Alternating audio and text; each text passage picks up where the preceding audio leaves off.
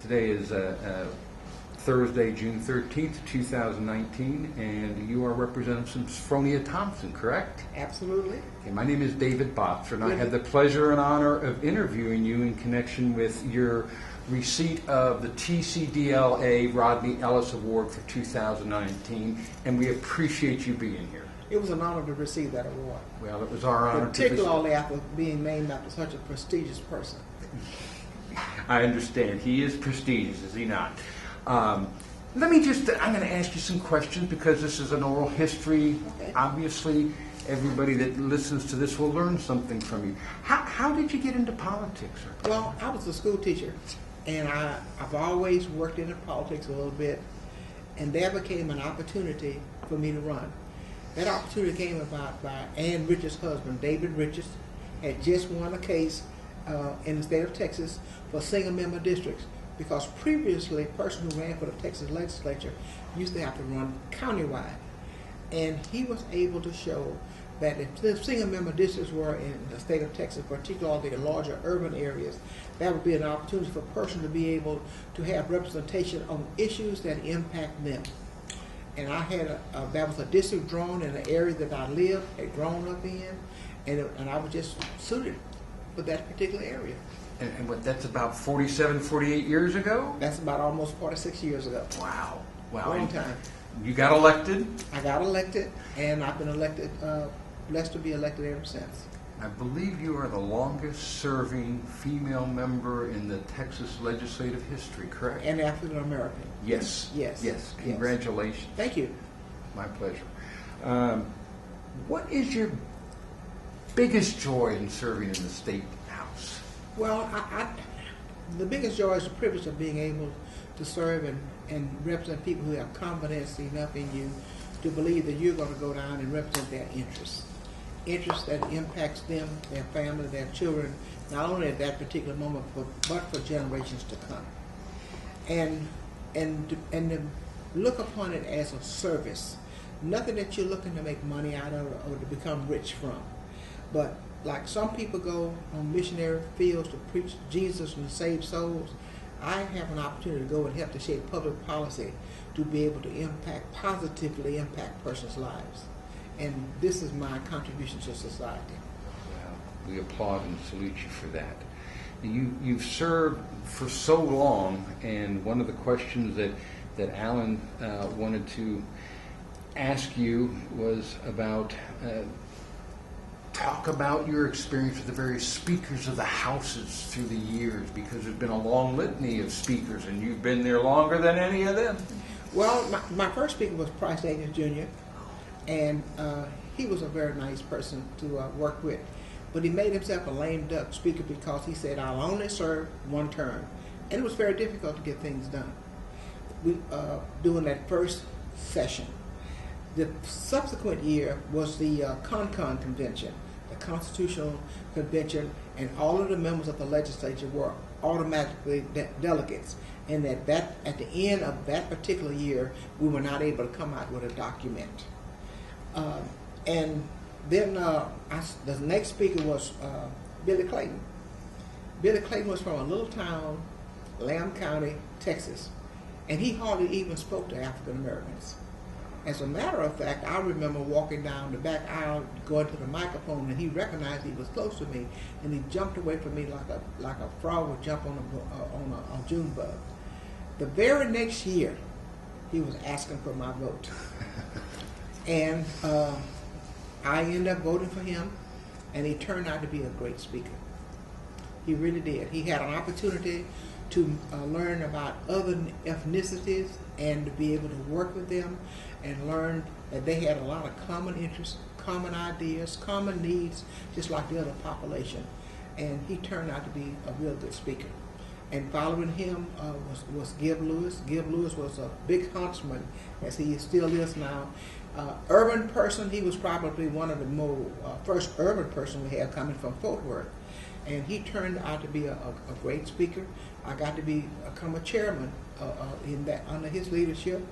And during that leadership, Rick Perry became a member of the Texas legislature and was a member of my committee when he was a member of the Texas legislature. Subsequently to him was Pete Laney, and Pete Laney was my classmate because when I came into the legislature, there was about 77 of us. Listen, Mr. Foxworth, there were so many of us, we didn't even have enough sense to know we could have elected our own speaker. we only needed 76 votes, and there were 77 of us. Oh, right. And we came in at the as a result of the Sharpstown scandal. You know, and it was just a huge turnover, and a part of that had also been there. They'd been the Dirty 30s. You know, they were rebelling. Tom Crowder, who later became Speaker, was a member of the Dirty 30s. Oh. All of those things had been a part of our history, and Pete Laney stayed there about 10 years, and I became a chairman of the judiciary. Was able to do a lot of good legislation. We were able to pass a lot of good things. And you know, you get to a point in life, you think that society is evolving, particularly on issues that you think that surely these are going to be issues they're going to evolve on. One of them is race relations, you know. The other one is law enforcement, education. And education is, when I went in, there was a lawsuit, Rodriguez versus Texas. And you know what they were fighting about? Funding of public education in 1973. And in 2019, we still are working on funding of public education. Not because they increase the population so much, it's just been taking us a long time to recognize that we don't fund public education by zip codes, but we fund it according to what society needs in order to be able to maintain itself and to be able to push forward society forward, and looking forward at the kinds of jobs and technologies and education it's going to take to be able to have that kind of workforce, to be able to satisfy the persons that's going to be coming to our state to settle here for business purposes and to be able to maintain those businesses as well. We're beginning to get to that point. It took us a while, but I think that we may be on the road of that particular point. I hope so, because I'm sure you'd agree with that. Our children are our future. Absolutely. And the teachers that are teaching those children are instrumental in teaching them the right things and approaching it right. And Absolutely. There needs to be funding across the board. And their potentials, when we develop them, are attributes to society. And of course, after Pete Laney, became Tom Craddock, and Tom Craddock is a great guy. But he had such a dominating, controlling, almost a totalitarian kind of a relationship, and it didn't go over well with a lot of the members of the legislature. But as a person, wonderful guy. We're the best of friends. Masterful strategist, master politician. But it was just too ironclad, and you have to have some flexibility. He was a little too inflexible. And then subsequently to him became Joe Strauss, who I was instrumental in helping to get elected. And he stayed there 10 terms, and we were able to get some things done. And now we have Dennis Bonham, who was his Speaker Pro Tem. And I saw him come to the legislature, watch him mature into a fine young man, and he's had a very successful first term as Speaker. Well, super. You served, obviously, in these legislative sessions, not only the speakers, but various governors. Oh, absolutely. So would you like to share Well, your Doc thoughts? Briscoe was the first governor. Okay. And, of course, we were pulling for Sister Farenthold, and she lost what we consider a close race, but she would have been another first governor after Maul Ferguson. And he was a person who was from Uvalde, Texas. He learned a lot. He became open-minded, and I think the thing that helped him so much was his wife and him both worked as a team, and she was able to help him see things maybe that he had not had the experience or the opportunity to see, and he turned out to be a real good governor. John Hill ran against him at some point because he had been Attorney General, and John Hill we tried to come over in his camp, and he was a little resistant. He didn't, I won the primary. I got this, and I said, John, listen, you got to get through the general election. And there's no guarantee that you're going to win. I said, but you got to you got to let the people come in who on the Briscoe camp to help you win. And he said, I think I got this. And then he lost to Clemens. Mm-hmm. And Clemens he was, to be the first Republican governor in over 100 years or so, he wasn't too bad. He did the best he could. Clemens came in, and after Clemens came in, then Mark White came in, and that's when we got, no play, if you don't have your grades up, House Bill 72, how would we ever forget that bill? Ross Perot was a big instrumental in getting that educational bill through. He had a big part in it. And one of the things I think that stood out in the society mind was that if kids could not achieve academically, they should not be able to play sports. And we thought, oh, how horrible. But then, when you really think about it, you wouldn't want a kid playing sports who could not read or write or handle their businesses or be able to function in society once their athletic career was over with. You would want that person to be educationally equipped to be able to function as a full person within society, and it had a lot of merit to it, and we thought that was good. And then Ann Richards came, and Ann Richards was great, but she didn't make it back. And George W. Bush he came in. George Bush is a people's person. He was a good guy. I don't think he ever knew a stranger. He could talk to anybody. Of course he had his agenda, Mm-hmm. I used to tease him all the time when I first met him. I said, "You running for president?" "I'm just trying to be governor of Senfronia." I said, No, I can see you running for president. I can see it in you. And no, I'm not. But he was the kind of guy that you can talk to anytime. He may disagree with you, but he did it honorably and with humility. And you could work with him, and he was just an all around great guy. And after he left, Rick Perry came in, and he had some rough edges, but when he got those rough edges off, we worked with him. He was just tremendous. He was tremendous to work with. I hated to see him leave, but the governorship, he had done such a good job. I represented him. Did you? Yeah, I was his sole criminal attorney on that bogus indictment that was in Travis County. Well, yes, ma'am. he and I are friends. He calls me every so often, and I know it's when it's him because I can look down and tell. I said, "This is Rick Perry calling me," and I'll answer the phone. And he said, "Senfronia." I said, "I know who it is. How you doing, Rick?" He's an engaging guy. Yeah. Yes, he is. And his wife was just lovely. Yeah. He's very kind, very sweet, and the governor we have now is very good. He has a lot of experience, a lawyer, knows a lot about what's going on, and I get along with him real well. But it's not like the relationship I had with Rick Perry.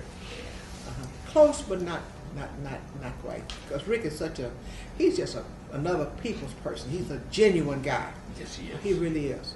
And he knows so much Texas history. And the only thing that bothered me was we had a deal that I never could understand until sometime later that fell through.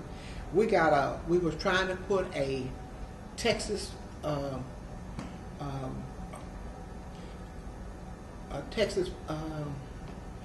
it's something like not an embassy over in Taipei. They wanted to buy our beef.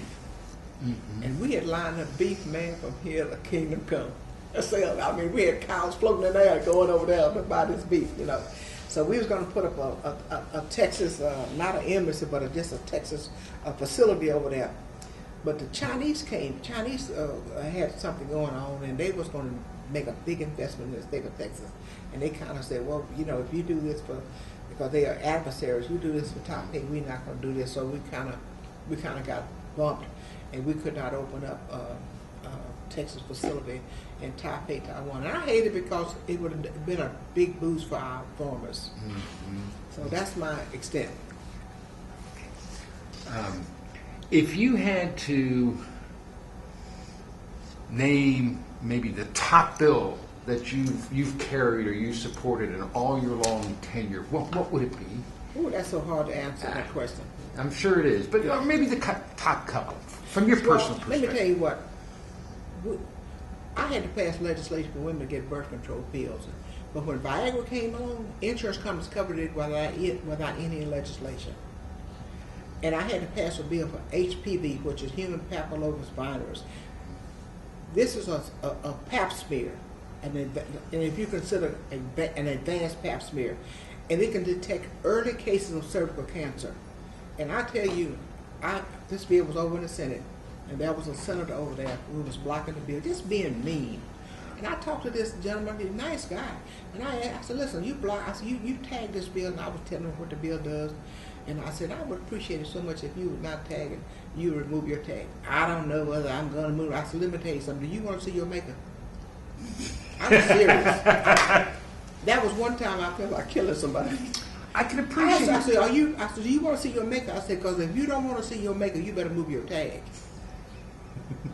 Did he? Yes, he did. Yeah, right. Yes, he did. Because that was just too critical. But when we passed the bill, on the House side, I passed a bill for racial profiling. And that bill stands out in my mind like the Michael Martin Act and all. And the reason that bill stands out in my mind, there's a guy named, one of my colleagues named Phil King.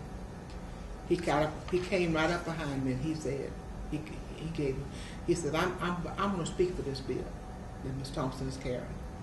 And he began to give the reasons from his Anglo perspective and his experience as a police officer and as a lawyer as to why we needed that bill.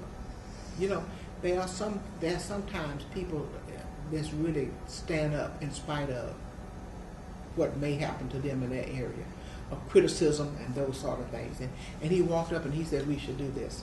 And when I got up on the intellectual disability, developmental disability bill this session, Right. he came up on the back of the microphone and he asked some questions.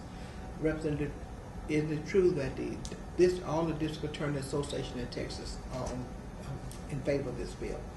And you know, he's done that, and those are bills that you know you can look back and think about.